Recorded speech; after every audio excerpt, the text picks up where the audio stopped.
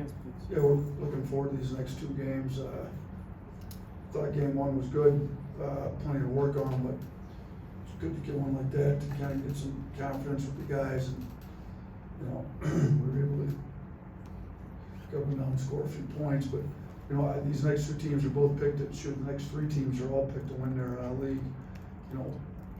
This next one's particularly good for us, good for me personally. Brian Hodgson did a great job turning that program around in 1 year. He spent 8 years with me, so it's be second year in a row they've come back and played us at our place. So I think they were just one of two programs with a first-year head coach last year to have 20 or more wins over Division I teams. He did an unbelievable job turning that around.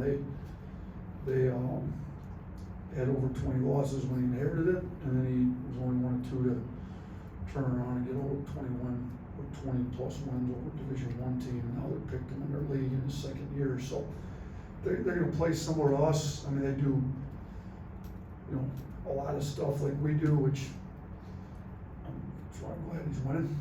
The formula's working at other levels and other spots, but hopefully we know how to guard it fairly well. Their personnel is obviously different. They've got some pretty tough players at different spots. We got to know their personnel, but schematic-wise, we should know what they're doing, and they're going to. I would assume they'll probably run with us. That's how they play. They put up a lot of points, similar to us putting up a lot of points in most of their games. And I think Brian's done a great job. And I don't necessarily look forward to playing these guys, but I look forward to seeing them and wish him and all the other three guys, Charlie and Petway and Austin, all of them. I hope they all do well. But for this one game, we hope one of my former assistants takes an L. But we'll be ready to go tomorrow. Start Blake. Yeah, Coach, you changed up the starting lineup a little bit in game one. You had guys like Latrell and Grant coming off the bench. I was wondering, what's the importance of, or is there an importance of having kind of a firm starting lineup, or with the depth of this team, are you going to be kind of mixing guys in and out? I would anticipate us mixing guys in and out for a while at least. I think whether it's matchup-wise, guys' injuries, those three guys will still be on a minutes restriction. It'll be a little bit more than last game, but all that stuff kind of plays into it. And then it's also, I don't think it's the smartest thing to play all your veteran guys early at the beginning and then have all your young guys come in.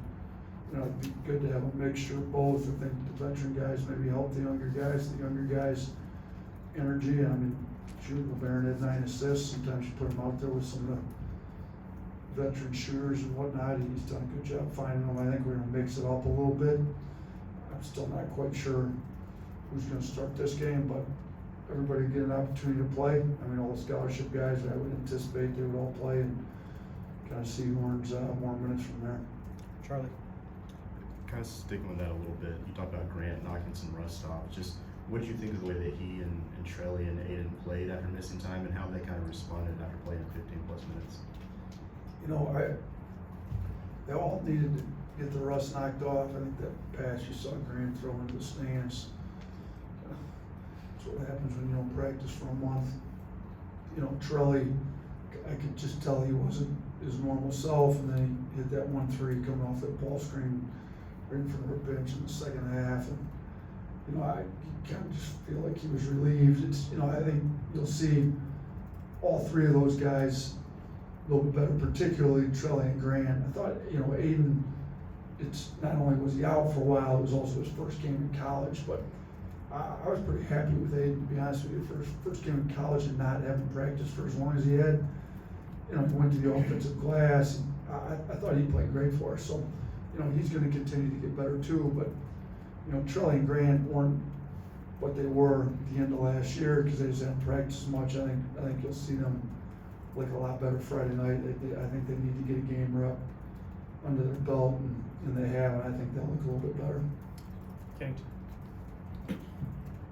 You mentioned Ryan's 1 year turnaround, them being picked to win the league. When you're coming in and you're in your first year, second year, what's kind of the key of establishing a foundation or a new culture? What traits do you look for to let you know you're on the right track? you know, I think everybody talks about culture, but culture is what's the program about? What do they hold themselves accountable to? And when we got here, and you know, Brian, Charlie, and Petway, you know, helped us build this thing here.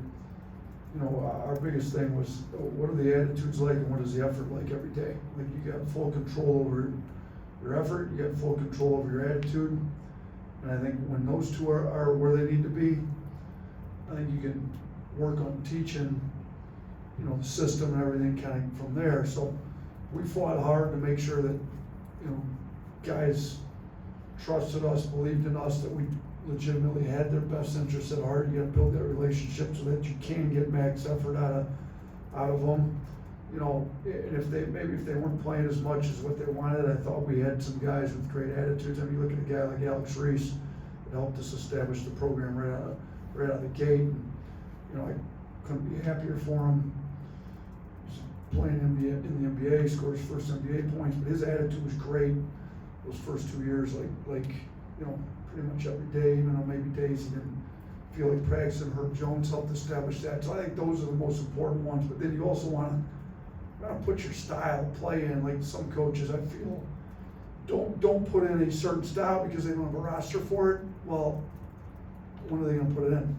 Like, you know, Brian went there, probably didn't have the roster exactly the way he needed it, but put our style in. They scored a lot of points and helped them get the roster for year 2 here.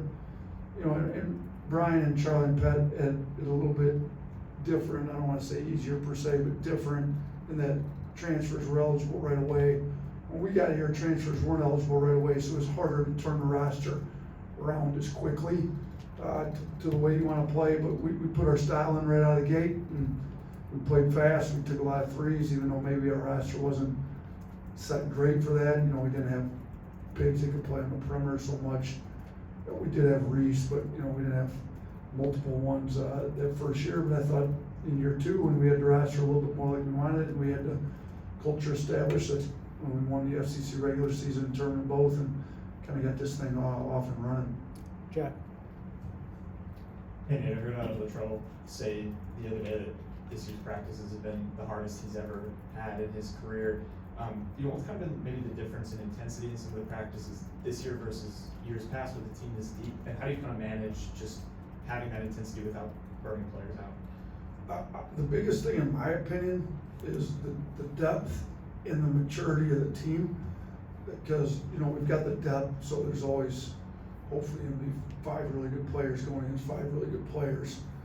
You also have a maturity factor where we don't have anybody coming in being distraction, you know, not playing hard, us having to coach effort. Like we're not having to coach effort much this year, which that's great. You know, you coach schemes, you coach how to attack things, you coach time and score, you know, typical stuff you would think of in coaching basketball. You get to coach. You don't have to beg guys to play hard, argue with them about their attitudes. Like, we haven't really had that this year. We've got a really good group that's all about the right stuff, that's holding each other accountable, that's pushing each other. You know, if you watch one of our practices, Mark Sears is going extremely hard every day on the defensive end, trying to set the tone. The young guys, that sometimes you have to teach them how hard they have to play when they get in college. We haven't had to do that. LeBaron came in right out of the gate. Darion, I mean, one of the best things he does is play hard. He's tough, he's physical. You know, Aiden Sherrill, you saw how many offensive rebounds he had in game 1. Like, from, you know, our young guys up through our veteran guys, we got a hard playing, mature group, and I think they push each other and make each other better in practice every day. Front, Jeff. Coach, from a defensive perspective, you talked a lot about defense this offseason. Where do you feel like you are from a night one, from night one's performance, and what do you think the next steps are going into the next couple games?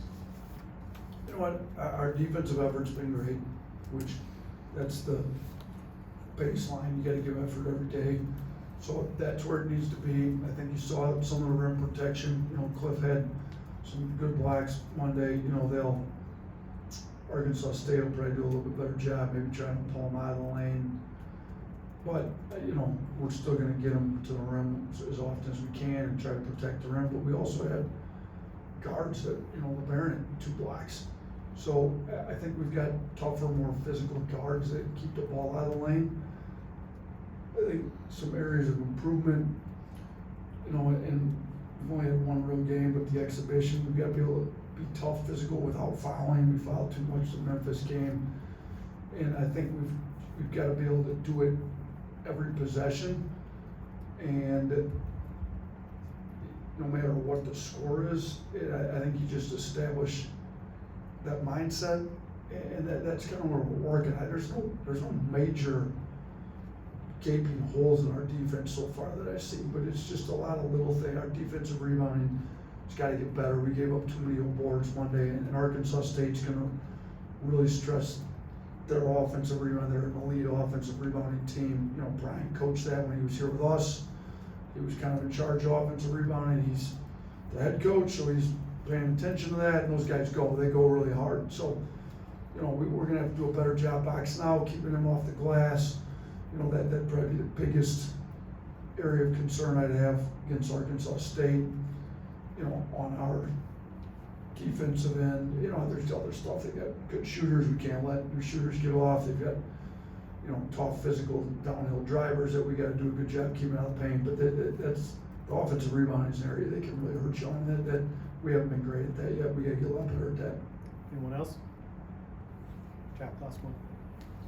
Just because we won't speak to you before McNeese, obviously, Coach Wade, you have a lot of familiarity with him. How were those conversations just setting that game up, and how excited are you to coach with him? I mean, listen, I got a ton of respect for Will. I played him when he was at BC, when I was at Buffalo, and he was good. He was better than us then.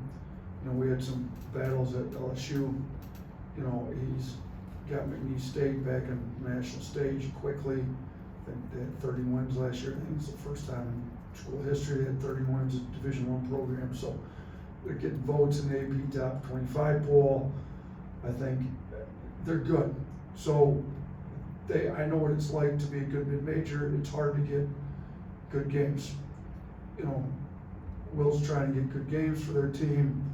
They call us because pretty much everybody in the country knows we play good teams and we want good teams. We don't want to play bad by games. I don't think that makes you better. So they call him. Adam came to me, hey, you interested in McNeese State? I was like, yeah, let's schedule them up. I know they're going to be good, and I want to play good teams. I mean, I don't want to play a game where we can play bad and still win the game. That doesn't make you better. If we play bad tomorrow night, we're going to lose. If we play bad Monday night, we're going to lose.